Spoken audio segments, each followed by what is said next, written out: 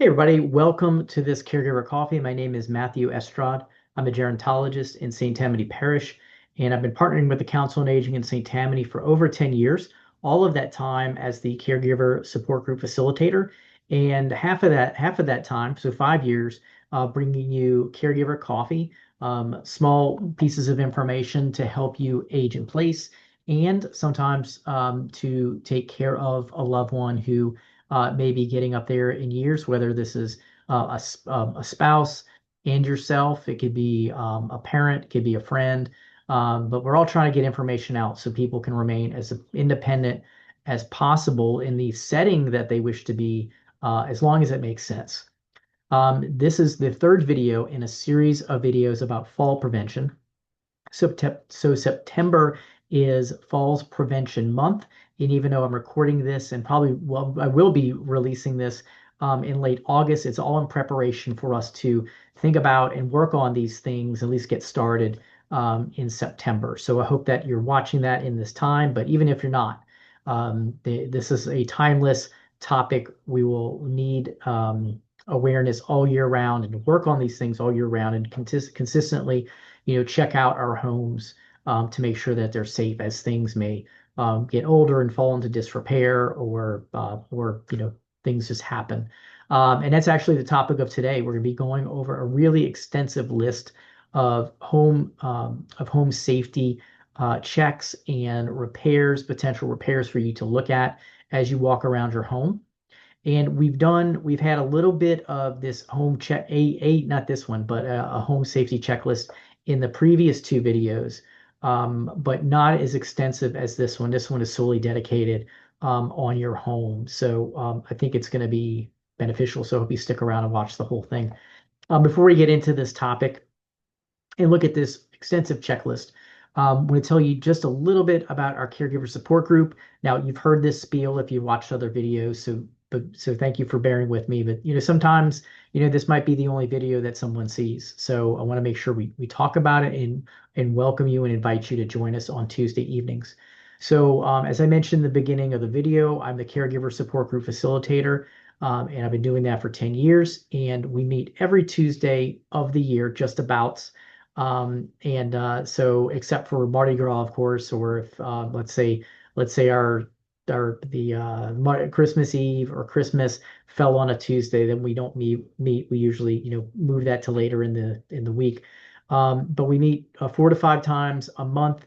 The first Tuesday of the month, we're in person in Slidell at the Activity Center. The second Tuesday of the month, we meet virtually. So your computer, your smartphone, your tablet, or you can even just phone in.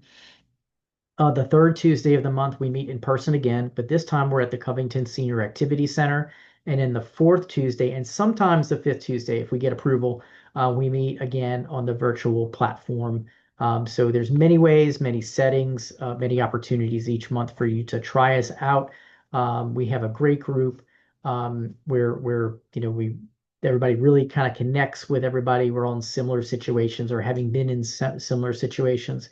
And everybody has a lot to offer and I think a lot to gain through the support group. So I hope that you'll consider checking them out. Of course, they're free. If you want to find more information, like the calendar that we publish every 2 months, go to coastseniors.org, go to caregiver resources, and you'll navigate until you see my picture. And there should be a PDF there to download the latest 2 months of the support groups. And in that, you'll see physical address when we meet in person. You'll see the Zoom link and you'll see the phone numbers if you join us virtually. And then if there's, when February, March, or whenever Mardi Gras happens to be, you'll see indeed that we move that typically to the Tuesday, day after Ash Wednesday. So do that. And then the last thing I want to mention about the caregiver group and that flyer, that calendar specifically, is that you can join a private email list and you'll get an email reminder every Tuesday as to where we're going to be. So just a little reminder in case you have forgotten. And you can also print that brochure, put it on your refrigerator, or put in your planner, etc. So thank you for listening to that little commercial that we do every time. So let's get into this really neat checklist. It was produced by the National Council on Aging and the University of Southern California School of Gerontology. It's the Leonard Davis School of Gerontology. So it's a two-pager, and I will have a link to this in the description of the video. Certainly, I'll have it on Facebook, the link to the PDF, and then I'm playing with some of the settings in YouTube so that we can do that in the future, add links to external websites. So I'm going to go ahead and share my screen so that you can see what I'm looking at.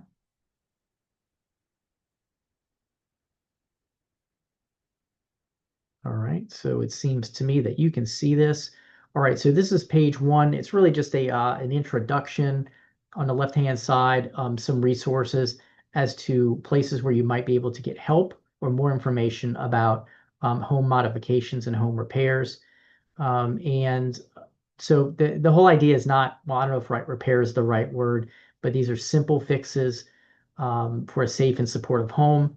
And I really like this on the right-hand side, these simple steps. So step one, review the list. We're about to review it, but you want to review it again and select up to 3 changes and make that you want to make a priority for you. So I feel like if you pick 6 or 7 of them, you know, it might feel overwhelming when it gets time to do them. So that's why they recommend, and I agree, pick up to 3 of the most urgent or the ones that you think you do the fastest. Certainly, if something is very serious, you want to address that first. So pick 3. Next is decide who will help make those changes. Sometimes a professional is needed. Sometimes it's a neighbor to help you. Sometimes it's another family member or a friend.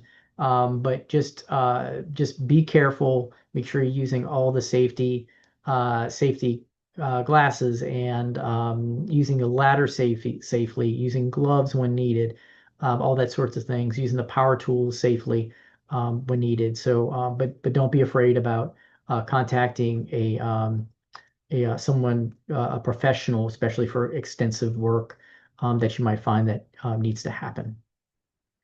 And then make the changes. And then you kind of assess them, make sure they're done correctly, that it's working for you. Seek help to make adjustments if needed.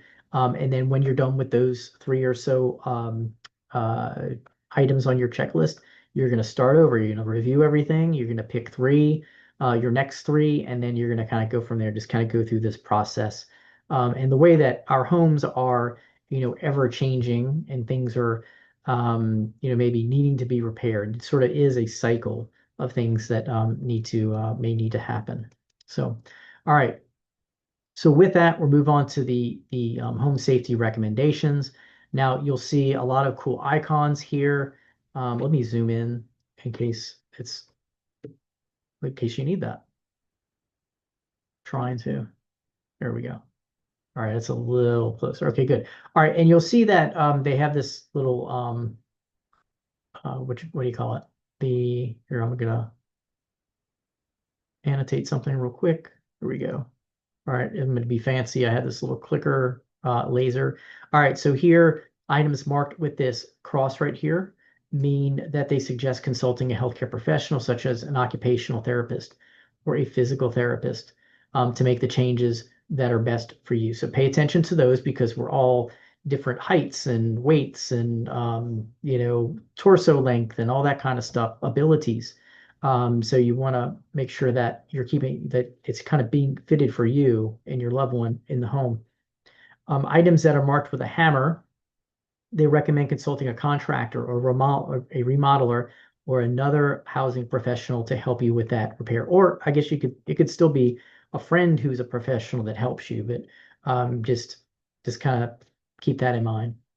All right, so the first one, let's go ahead and get started, is purchase a shower seat and an adjustable height handheld shower head. All right, so I think we're all familiar with those. They typically, and you can see a picture of it right here. So it's typically, you can hold it in your hand and it's got a hose and it goes to the top.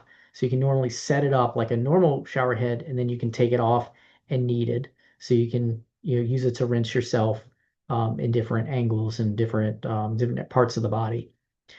Here they recommend a healthcare professional and a remodeler if that's needed. So some people can change out a shower head, some cannot, but just kind of, you know, use your best judgment on that. All this you're using your best judgment. Um, you may also want to get recommendation. I think one of the reasons for the healthcare professional is maybe you want to get recommendations. But certainly when I've been to some of the big box stores, they have a number of these shower heads to select, and sometimes too many to select from. But that's a good problem to have. So that's recommendation number one. Number two, decide if your toilet height is right for you. If not, discuss ways to raise it with a healthcare professional.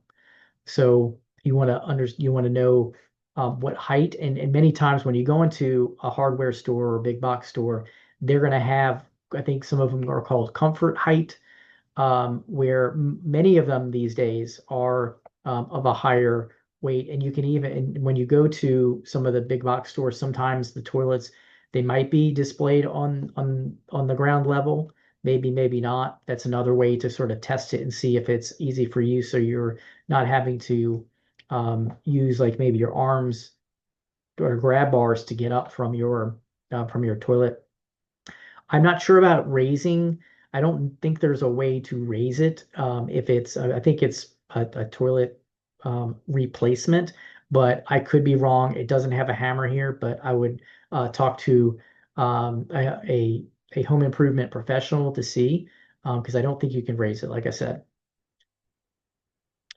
Um, or occupational therapy, talking with them also. Number three, place an adhesive non-slip treads on shower and bathtub floors. So this one's pretty easy. This is, I guess, we call this low-hanging fruit.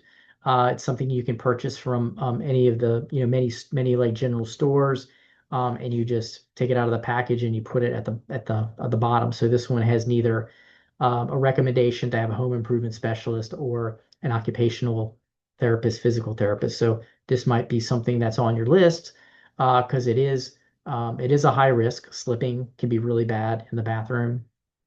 Any of us can slip, and this is a pretty easy solution. Number number four, secure install grab bars in and around tubs, showers, and by toilets. This has a recommendation of both a healthcare professional and a home improvement specialist.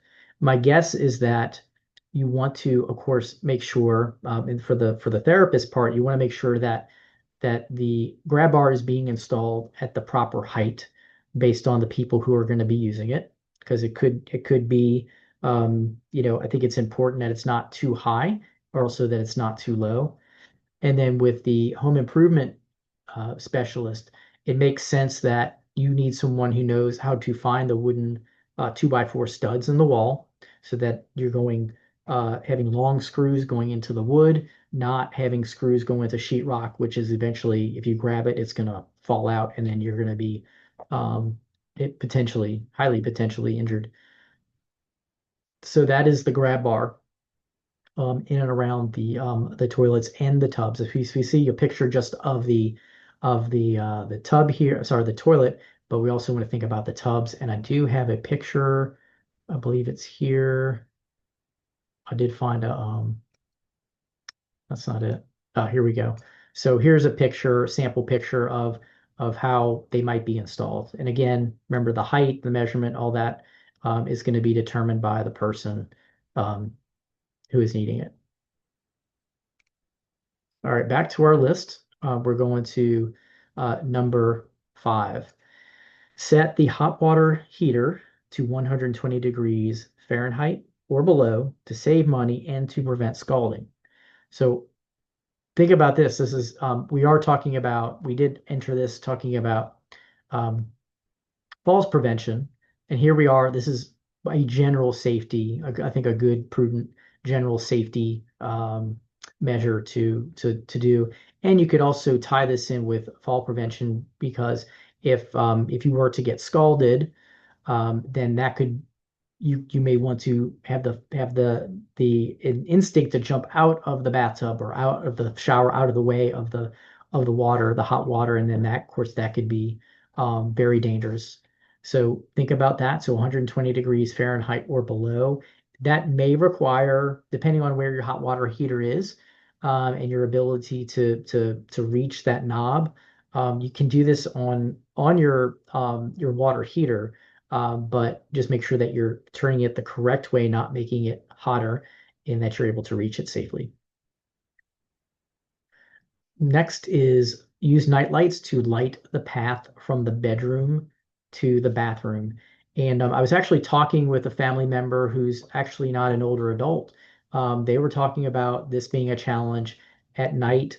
And so there are many solutions to this. So night lights, what I should say is there are many, many night lights out on the market. There are some that will stay on all night. There are some that are that will detect motion, and I would think you'd have to check. I would think detect motion even when it's pitch dark, so that say that you would get up, the one if you had a night light near the wall by your bed, that would be triggered by passing it by. So you'd have to check on that. Also, night lights these days can be in different colors that are not white, so that they don't sort of like startle you or blind you or even kind of wake you up. I know that if I get up in the middle of the night, I want to go to the bathroom and I want to go right back to bed quickly. And having a red light that's not going to be very stimulating, or a green light, is better than a white light, at least for me. So that's something to consider. And I've even seen on Amazon, I've seen that there can be night lights inside of toilets, but I'm not sure if they're motion activated. They certainly light up the bowl and they let you know there's a toilet there, so that's nice. I'm not sure if they stay on all night, how they're powered, and all that kind of stuff, but they do have these neat gadgets out there. Next is place a sturdy chair in your bedroom and kitchen, so that it is there if you need it. So if you feel unsteady for any moment, you can sit down there. If you needed to like retie your shoe, it could be there. So it could not even be just somewhere to sit down and rest, if you would like to. So good advice, something very easy to do. You may probably have an extra chair, or you can just take one, maybe one from the dining room area, and then when you have company over and where y'all going to use that, then you just put it back. Next is move frequently used items to easy to reach places. And we've talked about this in the previous two videos. Sometimes this is easy, sometimes this can be challenging. In the last video, I talked about we have an air fryer that we keep on a shelf in the pantry, but we use it kind of often. We don't want to keep it on the counter, and it doesn't fit perfectly underneath in the base cabinet. So we have some strategizing and some compromise, I guess, to do. Maybe we put it on the floor of the pantry if it's safe for us to stoop and watch our back, keep our back straight. Or maybe I'm going to modify sort of the level, the height of the shelving in the base cabinet, so I can keep it underneath. And that's probably the nicest place to have it, the most convenient place, but then it's going to take some time for me to kind of like change the height of that wooden shelf. Next is, if you must use a step stool, buy one with a safety bar to hold onto. And I do have an example from the Walmart online, I was going to say catalog, website. So here are some different ones. Now these are not like normal kitchen ones. These are some of these look like they're for other purposes, such as putting next to a bed, which could also be something to think about if your bed is tall. So what I have in my kitchen is like this one right here, except it's got two steps and it does have a handle. So I do like mine. I don't see anything as simple as that. And mine also was not very expensive. Here's an example of a step stool for next to the bed. I think that's pretty neat. And then here's some more. And then I want to also show this one right here on the right-hand side for getting outside of the tub. I really like that. I like that it helps with the elevated footstep right here, so you're not having to kind of wait for your foot to drop. And that sturdy handle right there is also really nice. So that might be, yeah. Okay, so you'll see just different variations of these different things, but the point is it's sturdy, it's got a handle, and you can see you can use it in different environments. All right, replace knob style door and faucet handles with the lever type. And here's a good example right here on the infographic. The one sort of lever where you push it to the left or right, depending on how it's set up for hot and cold water and off and on. I have that in my kitchen. I actually like that. And the lever being something because sometimes it might be hard if someone has arthritis or gout to be able to grip a handle, a round knob. So a lever might help with that. So because you're just turning like this. So now we're going to the very top of the right side of the page. Remove clutter from the floor um, and increase storage for such items. So if things are on the floor, in other words, it probably doesn't belong there. Maybe you can create some storage for that particular item. And I know that's easy for some folks, other and not others. I know some of us are organizationally challenged, me included, but this is safer and it makes sense. And yeah, so please pay attention to that. Next is keep pet accessories and out of the way. I was going to say and pets, but so not in sort of ingest, but not really. So of course, keep the pet accessories out of walkways. Many times this is bowls of water, bowls of food. I know we put ours down and we pick it up. They don't graze all day, so the bowl is down. I'm sorry, the water's there, but the bowl of food is there till it's empty, and then we pick it up for later. Because normally that would kind of be in sort of in our walkway. Um, but as far as the pets, make sure you always know where your pets are, because as lovable and we want them around, they can be a trip hazard. It's not, we don't mention it anywhere else on this list, I don't think. But be aware where your animals are. Sometimes that's a bell that you can have on them, so you kind of hear them. Something that that might help it, especially if it's high pitched. You hear that. Next is safely or securely clip or tape cords to the walls or floors, and there's usually specific tape for that. You can also put down well, the next one I'm not going to say put down rugs because in the next one we're going to say not to do that. But tape is a really good recommendation so that it doesn't prevent it, so it doesn't rise up and catch your foot, and also it does stay down and doesn't move. Next is removing throw rugs and move furniture from walking pathways. Now, I've seen other lists that say that you can tape down throw rugs.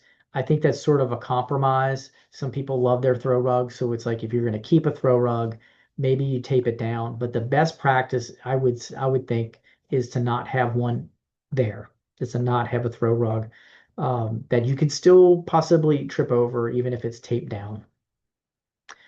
Next is mark uneven thresholds with contrasting tape or paint. So a threshold is simply the sort of like the line or the border, you could say, between one room to another. Even if you're going from carpet to carpet, usually there's some kind of transitional threshold between the rooms. And there's certainly going to be one if you're going from carpet to hardwood or, or just, any kind of differing um, floor covering. So those can present a trip hazard. You may even have steps. Um, you might have a split level home. So you want to address that and make sure that is safe as well. Next is replace burned out bulbs and use bright non-glare light bulbs throughout your home.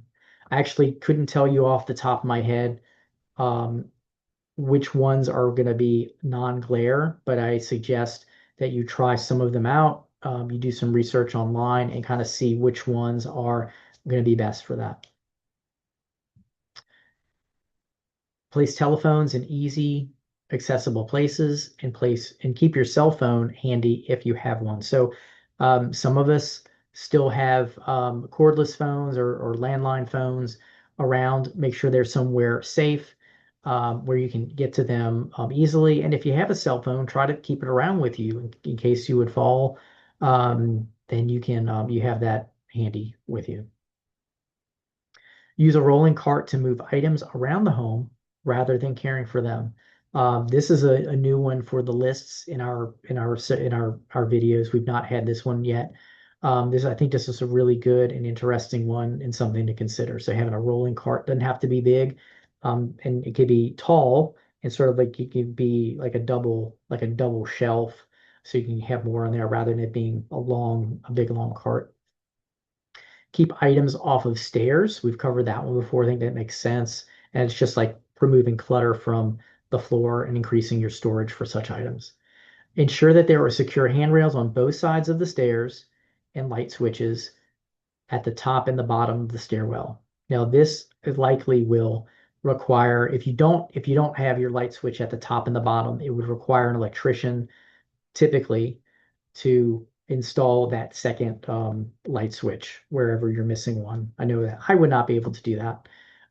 So for safety and so that it looks good and it's done right, that's a recommendation here, as it says, for a healthcare professional and for a home improvement professional.